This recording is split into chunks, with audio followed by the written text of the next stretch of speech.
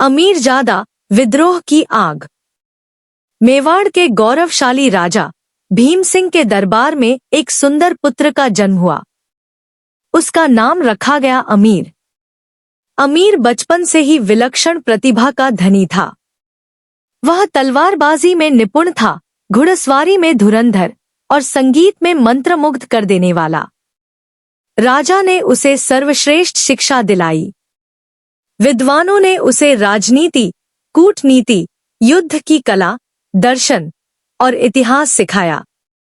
अमीर ने हर विषय में उत्कृष्ट प्रदर्शन किया, परंतु उसके मन में हमेशा देश की सेवा की लौ जलती रहती थी।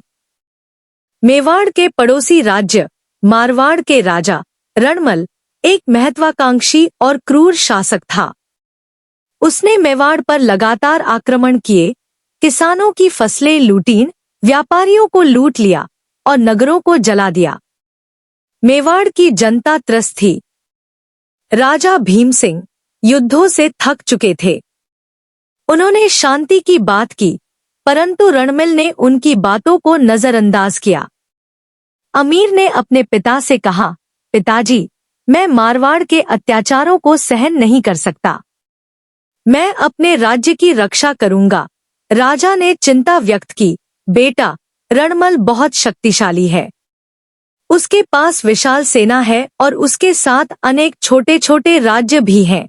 अमीर ने दृढ़ता से कहा, पिताजी, हम युद्ध में नहीं, बुद्धि से जीतेंगे। अमीर ने एक योजना बनाई। उसने गुप्तचरों की एक कुशल टीम बनाई जो मारवाड़ के दरबार में जासूसी करेंगे। उसने अपने राज्य में सैनिकों को गुप्त रूप से प्रशिक्षित किया, उन्हें आधुनिक युद्ध कला जैसे तोपखाना और बंदूक चलाना सिखाया। उसने किसानों और व्यापारियों का समर्थन प्राप्त किया, उन्हें एक संगठित बल में परिवर्तित किया। उसने यहाँ तक कि पड़ोसी राज्यों से भी गुप्त समझौते किए, उनका समर्थन प्राप्त किया। अमीर ने अपनी योजना को क्रियान्वित किया। उसने अपनी सेना को छद्म युद्ध रणनीतियां अपनाकर मारवाड़ की सेना को धोखा दिया। उसने दुश्मन की आपूर्ति लाइनों को काटा, उनके दुर्गों पर हमला किया और अंततः रणमल की सेना को पराजित कर दिया। रणमल को पकड़ लिया गया, परंतु अमीर ने उसे क्षमा कर दिया। उसने कहा, युद्ध से कोई लाभ नहीं है, शांति से रहना ही सर्वश्रेष्ठ है। अमीर ने मेवाड़ को समृद्ध बनाया। उसने किसानों के लिए सिंचाई की व्यवस्था की, व्यापार को बढ़ावा दिया, शिक्षा का प्रसार किया और सामाजिक सुधारों को लागू किया।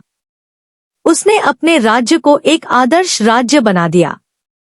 परंतु अमीर का जीवन केवल युद्ध और राजनीति तक सीमित नहीं रहा। वह एक संवेदनशील युवक था, जिसने कला और साहित्य का भी गहराई से आनंद लिया।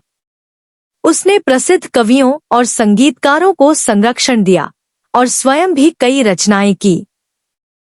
उसकी कविताएं प्रेम, देशभक्ति और मानवता के दर्शन से ओतप्रोत थी।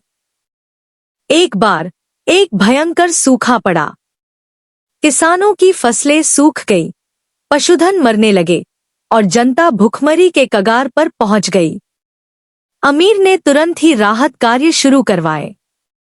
उसने अपने राजकोष से धन निकालकर खाद्यान्न की व्यवस्था की, कुओं की खुदाई करवाई और दूरदराज के क्षेत्रों में भी राहत पहुंचाने के लिए प्रयास किए। इस दौरान अमीर ने महसूस किया कि केवल राजनीतिक शक्ति से ही समाज का कल्याण नहीं हो सकता। सच्चा विकास तभी संभव है जब समाज के सभी वर्गों को समान अधिकार और अवसर मिले।